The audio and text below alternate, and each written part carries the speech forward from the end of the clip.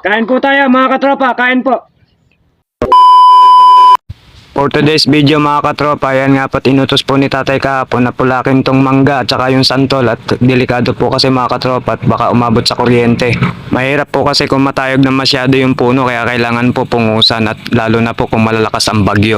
At isa pa po ay nalililungan po itong suha ni tatay, imported po ito, ang laki po ng bunga nito, sinlaki po ng buko sabi po ni tatay.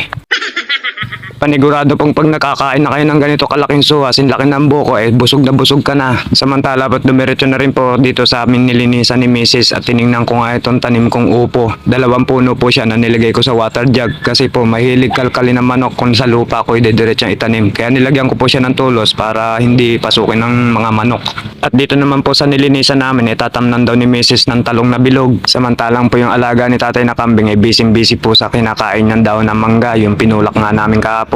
At ito nga pala po yung punla ni Mrs. na talong na bilog. Ayan po, napagkarami po niyan. Ilang puno na rin po yan. Baka umanin na rin ako ng ilang bundle dyan at i-deliver ko sa palengke pag marami.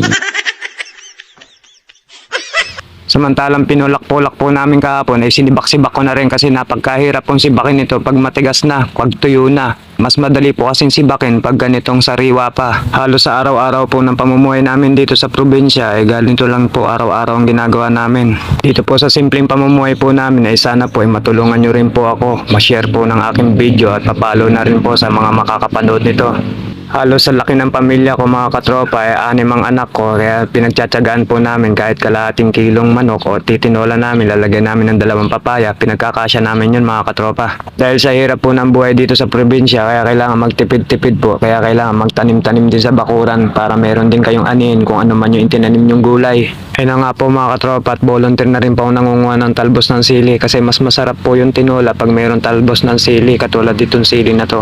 Itong sili po na to ito po yung siling labuyo, siling palay kung tawagin. Ito po tumutubo karaniwan sa mga nyugan, mga ipot lang po ito ng ibon. Samantalang ito naman po yung tanim ni Mrs. na sitaw na haba.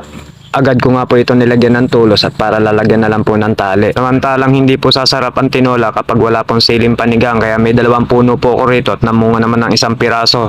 Meron lang po kayong mga katropa ng mga tanim na ganito sa inyong bakuran ay libre na po kayo talaga. At hindi na rin po kayo bibili kung naitatanim nga lang po yung sardinas at saka century tuna ginawa ko na.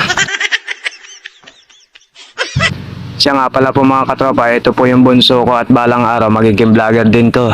Ayun nga po mga katropa at pinagtsatsagaan ko ng tadta rin tong kalahating kilong manok at pagkakasyahin na po namin to sa panangalian namin.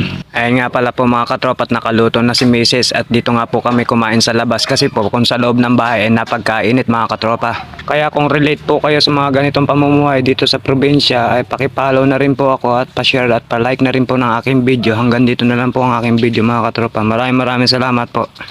Kain po tayo mga katropa, kain po.